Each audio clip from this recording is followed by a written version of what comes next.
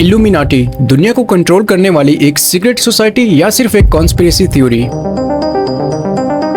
ये कहानी है एक रिबेलियन की, एक बागी इंसान की जिसने मोनार्की स्टेट के ऑपरेशन, इनइक्वालिटी और चर्च की अथॉरिटी का सोसाइटी पे बुरा असर होने की वजह से तंग आकर एक सीक्रेट सोसाइटी बना दी। आज से तकरीबन 250 साल पहले मिलिए प्रोफेसर आदम वाइशप्ट से। ये वो इंसान था जिसने इल्यूमिनाटी को बनाया। आदम कोई वायलेंट रिबेलियन नहीं था। फिलोसॉफिकल कॉन्टेक्स्ट में आप इसे रिबेलियस कह सकते हो, जिस तरह से ये एक इंडिविजुअल की फ्रीडम के लिए सोसाइटी को ऑर्गेनाइज करना चाहता था। आज जर्मनी में चर्च सिर्फ एक वर्शिप प्लेस है, इबादत करने की एक जगह। लेकिन आदम वाइशप्ट के दौर में कैथोलिक चर्च बहुत पावरफुल हुआ करता था, इतना पावरफुल कि चर्च के किए हुए किसी भी फैसले के खिलाफ किसी का खड़ा होना एक्सेप्टेबल नहीं था। दूसरी तरफ जेजेट्स नाम का एक कंजर्वेटिव एक्सट्रीमली रिलीजियस ग्रुप था जिन्होंने एजुकेशन को कंट्रोल में लिया हुआ था। आदम वाइशप्ट बावेरिया की एक सिटी इंगोस्टैट में कैनन लॉ का एक प्रोफेसर था और एक intellectual free thinker. Adam science, reason, rationality, individual liberty, equality और सेकुलरिज्म को सोसाइटी में प्रमोट करने की कोशिश में था, मगर जेजेट्स यूनिवर्सिटीज में इन चीजों को गैर इखलाकी कहकर सेंसर कर दिया करते थे क्योंकि एजुकेशन पे कंट्रोल ही उनका था। दूसरी तरफ रियासत मोनार्कीज में बटी हुई थी जहां इनइक्वालिटी और सप्रेशन एक आम चीज थी। आदम इन सब चीजों को खत्म कर देना चाहता था, लेकिन एक इंटेलेक्चुअल तरीके से, स्कूल और एक सीक्रेट सोसाइटी के जरिए, न कि एक प्रोटेस्टिंग मॉब खड़ा करके दंगा फसाद करवा के। आदम ने यूनिवर्सिटी से 4 स्टूडेंट्स को अपने साथ लिया जिनकी सोच आदम के आइडियाज के साथ मिलती जुलती थी। ये साल था 1776। मई की पहली तारीख को चर्च की पावर और मोनार्किकल गवर्नमेंट के ऑप्रेसिव स्ट्रक्चर को खत्म करने के लिए, स्टेट और रिलीजन को एक दूसरे से अलग करने के लिए शुरुआत हुई the order of the illuminati की। आदम का अपने सेकुलर आइडियाज को सोसाइटी में प्रमोट करने के लिए लोगों को इन चीजों से अवेयर करना जरूरी था और यही वजह थी कि आदम को एक सीक्रेट सोसाइटी बनाने की जरूरत पड़ी। इससे पहले आदम ने कोशिश की फ्रीमेसन्स को ज्वाइन करने की, जो कि एक और पुरानी सीक्रेट सोसाइटी है, लेकिन उसमें आदम को अपने खुद के आइडियाज प्रमोट करने की वो स्पेस नहीं मिलती जो खुद की अपनी बनाई हुई सीक्रेट सोसाइटी में मिलती। मतलब कि सोसाइटी को रिफॉर्म करने के जो आइडियाज आदम के थे, शायद फ्रीमेसन्स में उन्हें लेकर वेलकम नहीं किया जाता। इसी वजह से आदम ने फिर 1 मई को साल 1776 में जर्मनी के एक स्टेट बावेरिया की सिटी इंगोस्टैट में यूनिवर्सिटी के 4 स्टूडेंट्स को अपने साथ लिया और एक सीक्रेट ऑर्गेनाइजेशन बनाई जिसकी शुरुआत को वो नाम देता है द परफेक्टिबिलिस्ट्स का। और यहाँ से शुरुआत होती है कॉवेनेंट ऑफ परफेक्टिबिलिटी या फिर द ऑर्डर ऑफ द परफेक्टिबिलिस्ट्स का, जिसका पर्पस था कि हर इंसान को एजुकेट करके रैशनलाइज किया जाए और उसे मॉरली परफेक्ट बना दिया जाए। आदम जिस इंस्टीट्यूशन में था उसे चलाने वाले जेजेट्स थे जो यूरोप में पॉलिटिकल एब्सोल्यूटिज्म और एनलाइटनमेंट के खिलाफ थे और अपने बिलीफ और रस्म और रिवाज दूसरों पर भी फोर्स करते रहते, जिसकी वजह से यूरोप ने एक एक करके हर जगह से इन्हें बैन करना शुरू कर दिया। इसी तरह साल 1773 में इन्हें बावेरिया की यूनिवर्सिटी से भी डिसमिस कर दिया जाता है, लेकिन फिर भी ये अपनी पावर जमाए रखते हैं और कोई भी लिबरल या सेकुलर आइडिया हो या नॉन क्लरिकल स्टाफ या फिर सेकुलरिज्म हो, जेजेट्स इन्हें लगातार फ्रस्ट्रेट करते रहते हैं, जिसकी वजह से आदम वाइशप्ट एक एंटी क्लरिकल यानी कि क्लरिकल सिस्टम के खिलाफ हो जाता है। सादा अल्फाजों में आप कह सकते हो कि मौलवी वाले निजाम के खिलाफ खड़ा हो जाता है। आदम वहाँ इन सबके दरमियान अकेला एक नॉन क्लरिकल प्रोफेसर था जिसकी कोशिश हमेशा यही थी कि यूनिवर्सिटी में सेकुलर फिलोसफी और यूनिवर्सल ह्यूमन राइट्स सिखाए जाएं। इल्यूमिनाटी का शुरुआत में नाम रखा गया था द परफेक्टिबिलिस्ट्स और इसको एक सिंबल दिया गया था द ऑल ऑफ मिनर्वा का, जो रोमन मिथोलॉजी में रोमन गॉडेस ऑफ विजडम जिसका नाम मिनर्वा था वहां से लिया गया। गॉडेस मिनर्वा हमेशा अपने पास एक ऑल रखा करती थी, इसी वजह से इसे ऑल ऑफ मिनर्वा कहा जाता था। अगर हम तारीख में और भी पीछे जाएं तो हमें इसका ट्रेस ग्रीक मिथोलॉजी में भी मिलता है और वो है अथीना से, the Greek goddess of wisdom. Athena भी अपने पास एक छोटा ऑल रखा करती थी as a symbol of knowledge and wisdom. अगले ही साल 1777 में आदम फ्रीमेसन्स को ज्वाइन कर लेता है अपनी तंजीम के मेंबर्स बढ़ाने के लिए, क्योंकि फ्रीमेसन्स ही एक ऐसी सोर्स थी जहां आदम लाइक माइंडेड या फिर ओपन माइंडेड लोगों की तलाश कर सकता था। आदम को फिर परफेक्टिबिलिस्ट्स का नाम थोड़ा अजीब लगने लगता है तो वो अपनी सीक्रेट सोसाइटी का नाम बदलकर द इल्यूमिनाटी रख देता है। लैटिन में इल्यूमिनाटी का मतलब है इल्यूमिनाटस, मतलब कि वो इंसान जो एनलाइटेंड होता है, एक रोशन सोच और नॉलेज रखने वाला। और यहाँ फिर the order of the illuminati की शुरुआत होती है। The order of the illuminati का मकसद था कि बगैर किसी को फोर्स किए एजुकेशन के थ्रू अपने कंट्रोल में ले लिया जाए। आदम यह कहता है कि हमें आम लोगों को हर कोने में जीतना होगा। बुनियादी तौर पर यह सब हासिल किया जाएगा स्कूलों के जरिए, हर किसी के साथ खुले दिल से बर्ताव करने से, गहरापन रखने से, आम पसंदी से और उनकी बदगुमानी को बर्दाश्त करने से, जिसे हम फुर्सत मिलते ही जड़ से उखाड़ फेंकेंगे।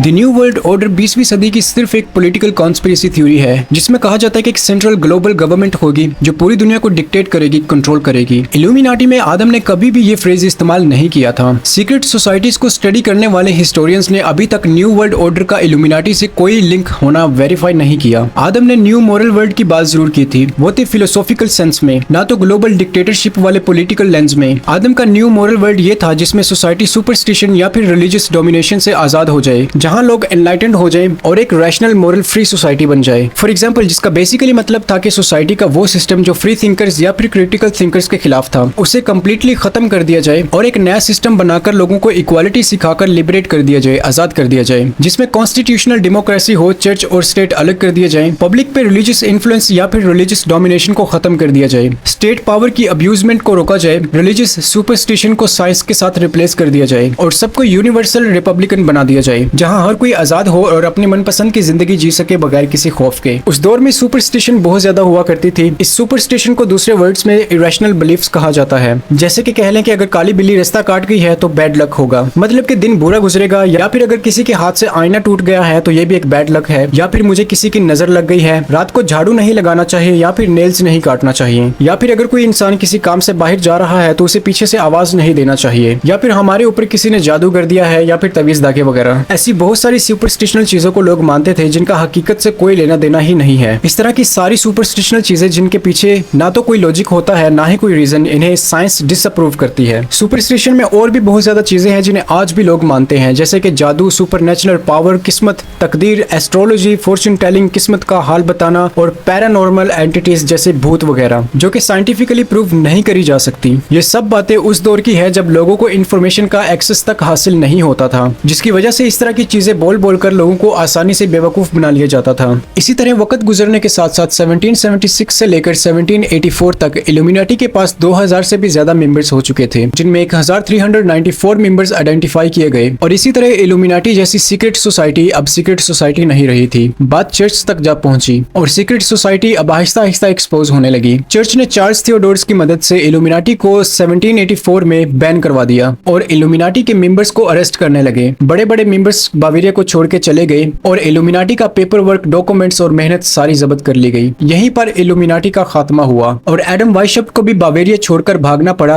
और गोथा जर्मनी में जाकर पनाह लेनी पड़ी। और साल 1830 में डेथ होने तक वहीं पे आदम ने यूनिवर्सिटी में फिलोसफी पढ़ाई और इल्यूमिनाटी के बारे में बुक्स लिखता रहा। में लिखा कि किस तरह से इल्यूमिनाटी पे बुरे इल्जाम लगाकर बावेरिया से खत्म कर दिया गया। झूठे दावे जैसे कि इल्यूमिनाटी एंटी रिलीजियस थी, मजहब को खत्म कर देना चाहती थी, या फिर एथियज्म को एंडोर्स करती थी, या फिर सुसाइड को ग्लोरीफाई करती थी वगैरह। आदम ने सारे क्लेम्स बुक्स में रिजेक्ट किए और कहा कि इल्यूमिनाटी का मकसद सिर्फ एनलाइटनमेंट फैलाना था, ना कि कोई रेवोल्यूशनरी था या फिर कोई एंटी रिलीजियस था। मगर कॉन्स्पिरेसी थ्योरीज कभी नहीं रुकी। कॉन्स्पिरेसी थ्योरीज बनाने वालों ने इल्यूमिनाटी को एक इविल, एक शैतानी सीक्रेट सोसाइटी बनाकर पेश किया। पहली कॉन्स्पिरेसी थ्योरी इल्यूमिनाटी के खत्म होने के कुछ ही साल बाद लिखी गई, जिसमें फ्रेंच रेवोल्यूशन का हवाला देकर कहा गया कि इल्यूमिनाटी आज भी जिंदा है और फ्रेंच रेवोल्यूशन के पीछे इल्यूमिनाटी का हाथ था। और फिर कॉन्स्पिरेसी थ्योरी बनाकर अमेरिकन प्रेसिडेंशियल इलेक्शन के पीछे भी इल्यूमिनाटी का हाथ बताया गया। इसी के साथ साथ जॉन कैनेडी की असैसिनेशन के पीछे भी इल्यूमिनाटी का हाथ बताया गया। मगर इन क्लेम्स को कभी भी किसी ने साबित नहीं किया और ना ही इल्यूमिनाटी का जिंदा बच जाने को कभी कोई साबित कर सका। और अजीब बात यह है कि आज भी लोग इन कॉन्स्पिरेसी थ्योरीज का शिकार बड़ी आसानी से बन जाते हैं। 18वीं सदी का एक German free thinker professor Adam Weishaupt नहीं जानता था कि उसकी बनाई गई इल्यूमिनाटी की एक ऑर्गेनाइजेशन का आइडिया उसके जाने के बाद 2 सदियों से भी ज्यादा समय के लिए दुनिया भर की अनकाउंटेबल कॉन्स्पिरेसी थ्योरीज, बड़ी बड़ी stories, best selling novels, books, video games और ब्लॉकबस्टर मूवीज का एक स्टेज बन जाएगी। जैसे कि इल्यूमिनाटी पूरी दुनिया को कंट्रोल कर रही है, ये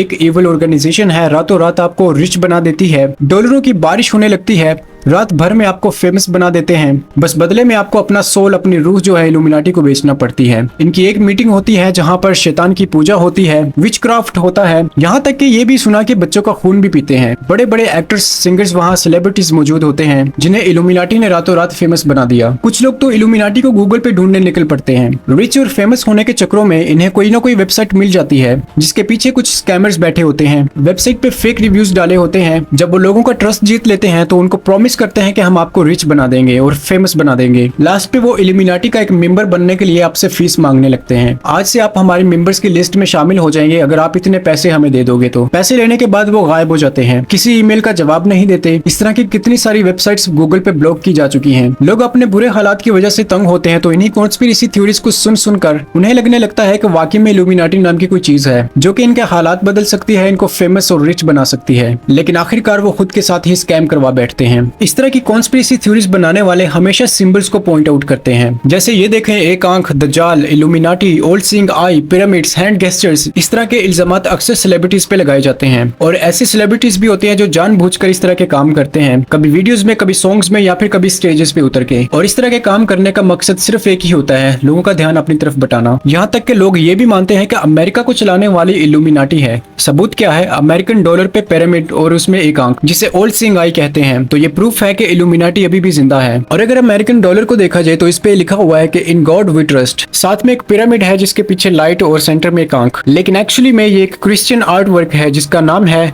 द आई ऑफ प्रोविडेंस। और इस आर्ट वर्क के मीनिंग है God is always watching everything. ये ओरिजिनल इल्यूमिनाटी का सिंबल बिल्कुल भी नहीं है। ये ऑल सीइंग आई वाला सिंबल ना ही आदम ने अपनी कभी किसी बुक में ड्रॉ किया और ना ही इल्यूमिनाटी के किसी पेपर वर्क के ऊपर ड्रॉ किया गया था। इल्यूमिनाटी के चंद छोटे छोटे से सिंबल्स थे किसी न किसी मकसद के लिए, और मेन और सबसे ज्यादा फेमस एक ही सिंबल था, द ऑल ऑफ मिनर्वा, जो सिंबलाइज करता है नॉलेज और विजडम को। और इन्हीं कॉन्स्पिरेसी थ्योरीज से तंग आकर 2015 में मैडोना ने एक सॉन्ग लिख दिया जिसमें वो गाती हैं कि इल्यूमिनाटी तो एक एनलाइटनमेंट थी मगर हमें हमेशा मिसलीड किया गया, सही को गलत बनाकर हमें पेश किया गया। तो आज अगर सवाल ये है कि क्या इल्यूमिनाटी आज भी जिंदा है, क्या इल्यूमिनाटी जैसी कोई एलीट पावर इस दुनिया को कंट्रोल कर रही है, तो फिक्र मत करें, कोई इल्यूमिनाटी एग्जिस्ट नहीं करती। इल्यूमिनाटी खत्म हो चुकी है और ना ही इस दुनिया को कंट्रोल करती है। इस वीडियो को बनाने के लिए मुझे बहुत दिन की रिसर्च करनी पड़ी, सीक्रेट सोसाइटीज की खोज लगाने वाले रिसर्चर्स और हिस्टोरियंस को स्टडी करना पड़ा और तब जाकर मैं ये वीडियो बना पाया ताकि इल्यूमिनाटी के बारे में जो सच है वही आपको बताया जा सके। तो थैंक्स फॉर वॉचिंग, मिलते हैं अगले वीडियो में।